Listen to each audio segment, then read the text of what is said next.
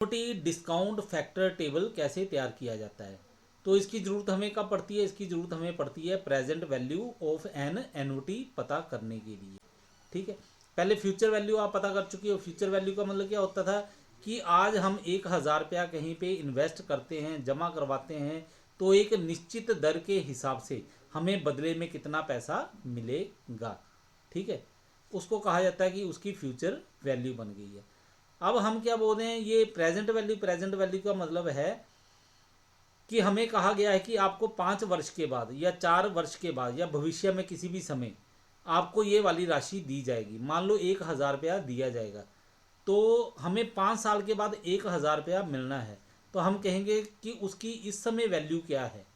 ठीक है, तो उसका मूल्य पता करेंगे तो 5,000 रुपये का उस इस वक्त इस समय का मूल्य जो होगा वो मान लो 4,500 रुपये होता है। तो ये 4,500 क्या है, ये उसकी प्रेजेंट वैल्यू है। या फिर हम दूसरी तरह ऐसे समझ लेते हैं, आज हमने बैंक में 4,000 रुपये जमा करवाए, तो ये क्या है, प्रेजेंट वैल्यू। ठीक है, 5 साल बाद हमें कितने पैसे मिले, मान लो मिल गए हमें 5,000 रुपये, तो 5,000 रुपया क्या है, फ्यूचर वैल्यू। यानी कि हमें जो 5 वर्ष के बाद जो 5,000 रुपया मिलना है, उसकी प्रेजेंट वैल्यू क्या है, उसकी प्रेजेंट वैल्यू है 4,000 रुपये। तो ये समझ लेना आप। ठीक है, और प्रेजेंट वैल्यू पता करने के लिए हमें ये एनओटी की ज़रूरत पड़ती है। तो हमने पहले डिस्काउंट फैक्टर टेबल किया था। अगर डिस्काउंट फैक्टर टेबल आपने अच्छी तरह से समझ लिया है तो अब आपको एनओटी डिस्काउंट फैक्टर टेबल बनाने में कोई मुश्किल नहीं होगी। तो ये रेट ऑफ परसेंट दिया है आपको। ठीक है, रेट ऑफ इंटरेस्ट जो है वो परसेंट के रूप में दिया है, 6%, 8%, 10%। तो मैं ये टेबल आपको बना के दिखाता हूँ। 10% के हिसाब से 6 और 8% का आपने खुद बना लेना और उसको चेक कर लेना कि इतना ही आ रहा है उसका आंसर कि कुछ और आ रहा है। और कोई ज़रूरी नहीं कि 6, 8 या 10% ही हो, परसेंट कुछ भी हो सकता है। ब्याज की दर कुछ भी हो सकती है, 1% हो सकती है, 2 हो सकती है, 3, 4, 5, 6, 8, 10, 12, 15, जो भी परसेंट होगा आप उससे ये वाला टेबल जो है तैयार कर सकती हो। तो इसके लिए करना क्या है, प्रेजेंट वैल्यू आपको मैंने बताया था इस तरह से तैयार की जाती है। ठीक है, अब जिन लोगों ने पहले वाला जो है हमारा लेक्चर अटेंड नहीं किया तो उनको मैं बता देता हूँ किस तरह से आप तैयार करोगे। तो इसके लिए सीधी सी ट्रिक है, आपने क्या करना है, कैलकुलेटर हाथ में लेना है। ठीक है, यहाँ पे रेट ऑफ इंटरेस्ट क्या है, 10। ठीक है, तो इसको माना जाएगा 10% है, तो इसकी वैल्यू आ जाएगी 0.10। तो आपने क्या करना है, कैलकुलेटर लेना है। पहले साल के लिए क्या करना है, कैलकुलेटर लेना है। आपने बटन दबाना है 1 का। ठीक है, फिर उसके बाद बटन दबाना है आपने डिवाइड का, और डिवाइड के नीचे आपने लिख देना 1.10। ठीक है, ये जो 0.10 कौन सा है, ये रेट ऑफ इंटरेस्ट का है। मान लो अगर 8% होता है तब आपने लिखना था 1.08। 6% है तो उसके लिए आपने क्या लिखना है, 1.06। तो आपने क्या किया, 1 डिवाइड 1.10।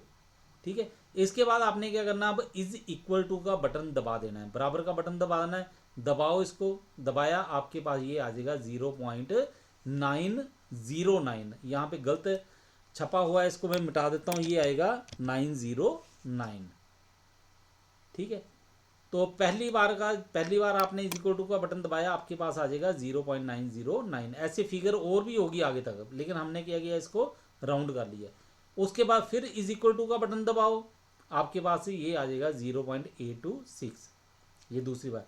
अब तीसरी बार जब आप बराबर का बटन दबाओगे, इज इक्वल टू का बटन दबाओगे, आपके पास आ जाएगा 0.751। और चौथी बार बटन दबाओगे, आपके पास आ जाएगा 0.683। ठीक है, इतना ही नहीं आएगा, वैल्यू और आगे तक होगी। ये हमने राउंड की है, नज़दीक कर दी है 3 डेसिमल प्लेस तक।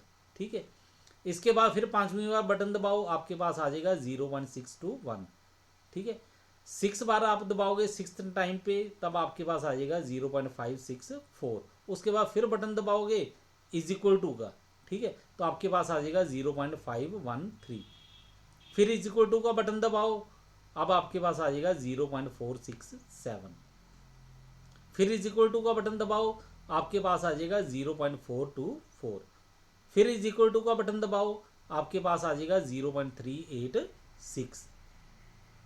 ठीक है, इसके बाद फिर बटन दबाओगे इज इक्वल टू का, तो जो 11वां वर्ष है उसकी वैल्यू आ जाएगी, फिर दबाओगे तो 12वें वर्ष की वैल्यू आ जाएगी, फिर आप बटन दबाओगे तो 13वें वर्ष की वैल्यू आ जाएगी। इस तरह से आपने जिस वर्ष तक के लिए पता करना है उतने वर्ष के लिए आप इस टेबल की वैल्यू जो है पता कर सकते हो।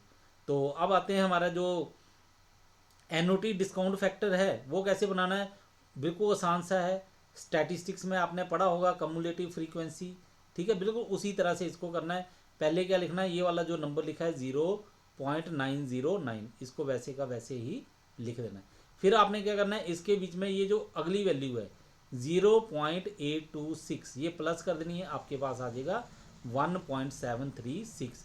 अब ये वाला 1.736 आ गया है, इसके बीच में प्लस करो 0.751, आपके पास आ जाएगा 2.487। इसके बीच में अब ये प्लस करो 0.683, आपके पास आ जाएगा 3.170। अब इसके बीच में ये प्लस करो 0.621, आपके पास आ जाएगा 3.791। अब इसके बीच में प्लस करो 0.564, आपके पास आ जाएगा 4.355।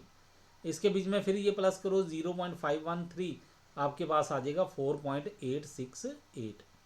इसके बीच में प्लस करो 0.467, आपके पास आ जाएगा 5.335। इसके बीच में फिर प्लस करो 0.424, आपके पास आ जाएगा 5.759। इसके बीच में ये प्लस करो 0.386, तो आपके पास आ जाएगा 6.145। तो ये मैंने 10 वर्षों के लिए टेबल बनाया है, आप इसके आगे जितने वर्ष के लिए बनाना चाहते हो वो बना सकते हो, ठीक है। तो ये 10% के हिसाब से बनाया है, 8% और 6% के हिसाब से आप अपने आप तैयार करके देखो। फिर ये वाली वैल्यू जो हैं इनको टैली करके देखो क्या आंसर उतना ही आ रहा है कि कुछ और आ रहा है, ठीक है। और ये आप बात याद रखो जो मैं बोल रहा हूँ, जब आप ये पीवी पता करोगे तो आपने डिवाइड किससे करना है, आपका जो वैल्यू आएगी आपने जो फार्मूला लगाना वो कैसे करोगे, 1/1.06, फिर इक्वल टू का बटन दबा के आपके पास ये वैल्यू आती जाएंगी।